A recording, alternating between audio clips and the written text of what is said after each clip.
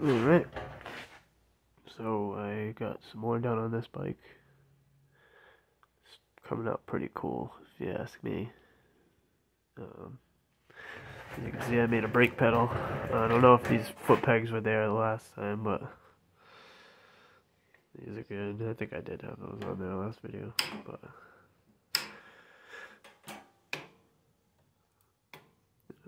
it's gonna pull a cable that goes through this and then to the to the lever, and then this being a cable makes so that the linkage doesn't have to be anything special. I know how dirt bike linkages are made. This pivot for the pedal itself can't be the same pivot as the swing arm pivot like I have it here. It would have to be down here so that this linkage could be here close to the pivot, and then that would make it so that I could put this way and or whatever. I could even pull it from below, or through, as long as it's close to the pivot here. I wouldn't need to do this cable. I just ended up having the cable and I already made my brake pedal to go here before it was pretty much a workaround because I fucked up. But I actually like the brake pedal being there on the pivot point. It just makes it look clean, I think. I don't know. I kind of like it. That spring probably isn't going to be there. It's probably going to be a much shorter spring to here where the cable comes from. And that's just a little doohickey I made to catch the cable. And then I made an extra plate of steel for this. And then to raise it, obviously I have to add more. I could even lower this by putting this plate on this side and having, so there's a lot of options for the suspension in the back anyway. We got all those holes there for no real reason. So yeah. Front suspension is not nearly as adjustable, or really at all, except for the shock itself, which is already turned up all the way. So this suspension was on my last bike that I made. It had a 4-speed transmission and a motor like that, kind of a setup like that. But this motor is a 125 Honda clone Lifen thing. But yeah, I made the exhaust.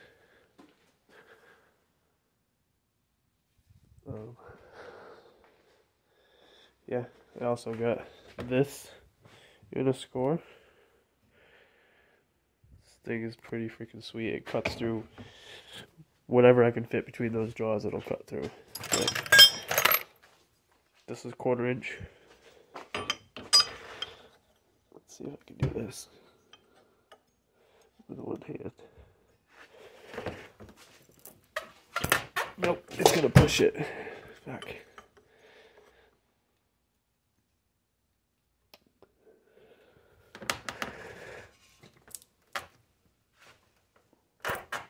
There it goes.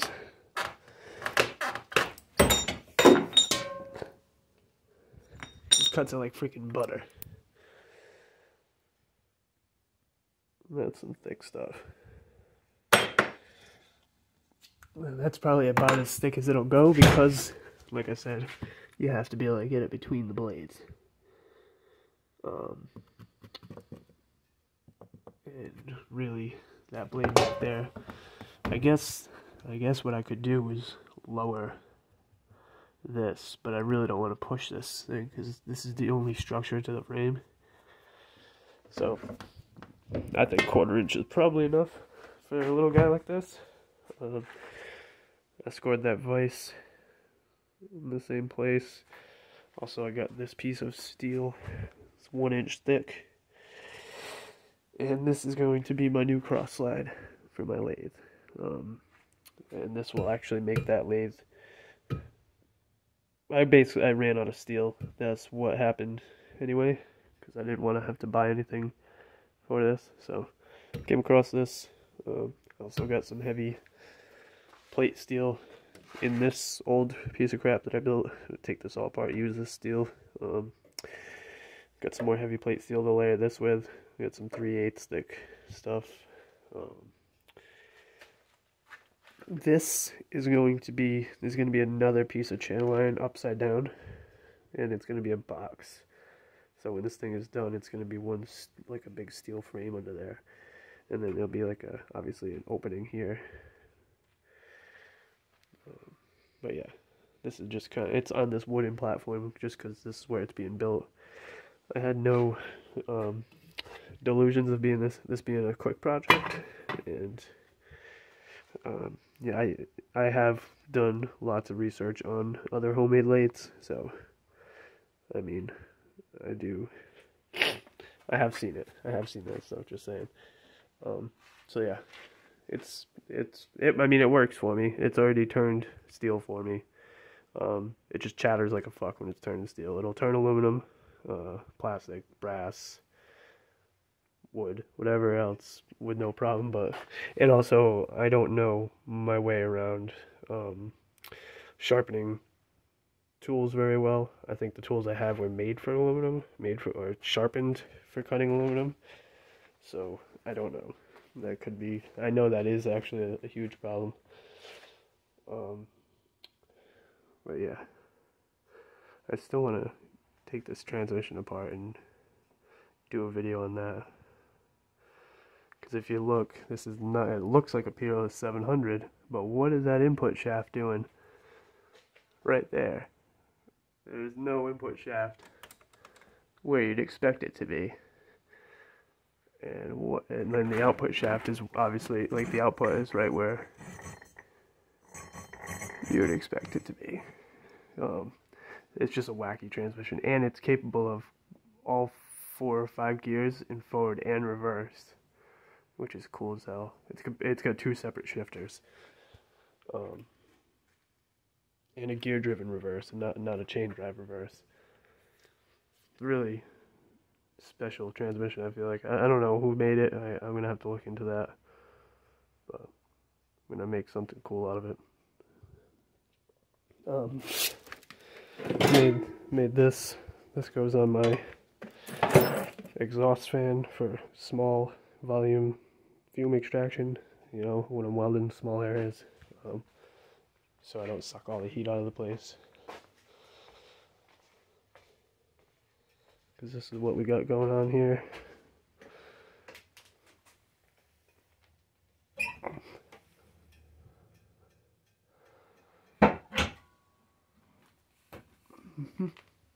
It's an old ass wood stove. And that's the exhaust for the air conditioner during the summer as well. We obviously take the pipe out completely from outside too. We don't have any chimney that stays over the summer outside, and we usually buy new piping every year too because it's not worth using the old crap. Yeah, so that's about it. I just have to do a lot of finish welding on the bike to weld everything together some more, grind down some of the shitty welds that I did, weld over them some more, you know. I only have a flux core welder.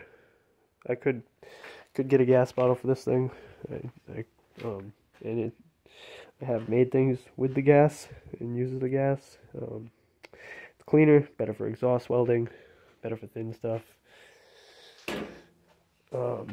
But that my welder is a little guy, will not, if I try to go after a piece of 3/16 thick plate with gas, it will not penetrate the way I would like.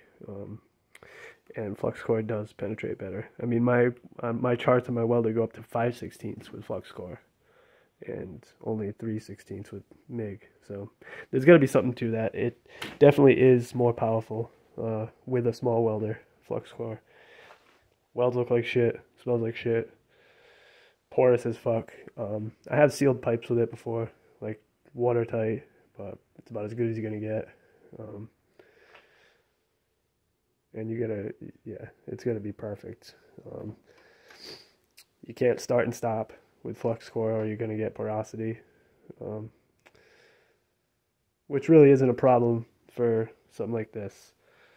I've never had a weld break on me on that thing. This thing's old, and it's got independent front suspension, which relies heavily on welds, and yeah, it's good. I mean, the way I built it, it kind of wouldn't, the wheel wouldn't fall off if a weld broke, but it wouldn't be stable anymore. Yeah, it's okay. It's not that bad. But yeah, like I said, 3 years I think this thing's been going, probably more. It's gotta be more now. I just went through and greased all the grease fittings I had on the suspension points, and the steering points have grease fittings, and the rear bearing does. I added grease into the tranny because the thing leaks like a sieve. Which on this machine isn't a problem just because of where it is. But yeah, that's just something to keep in mind. Thing sprays oil all over the place. I used to have gear oil in this, which was a bad idea. Grease is fine, and it doesn't spray everywhere. The mix of grease and oil works too.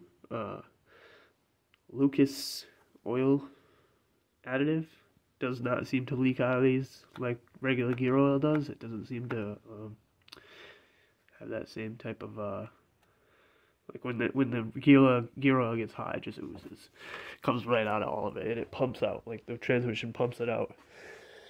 So yeah, but where is it? This stuff stays pretty thick in there, and it seems to maintain its viscosity in the winter too. It definitely is thick in the winter. You gotta warm that tranny up in the winter. But I'm looking for the other sheet that I got. Let's put you on pause here. Okay, yeah, so I got this thing too. Some kind of bead roller, sheet metal, something. I don't know what exactly this is, but it has a fence here. I got it all to work. This thing goes in and out somehow. I don't know how that works. Yeah, goes in and out like that. And then this, look at those guys stuck there still. This controls the thickness between the two wheels. There you can lift the wheel right up off of it. And then press it in there, and then they're geared together. It looks like a bead roller, but it has such a little thing. It's gotta be some kind of, like, I'm almost thinking it's for stovepipe, for creasing stovepipe, or for, I don't know what this could be for.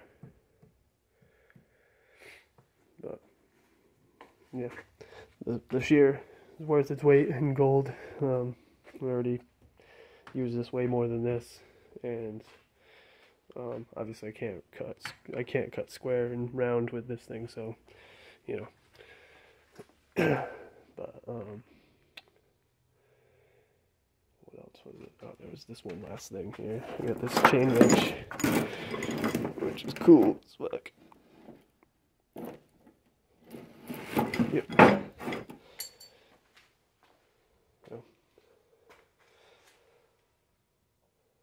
That's about all I did so far this time here. Yeah. Let's not talk about that.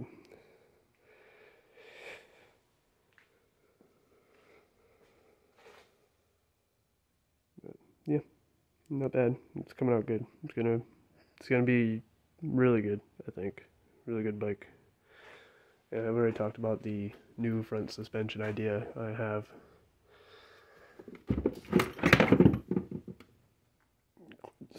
Includes these guys.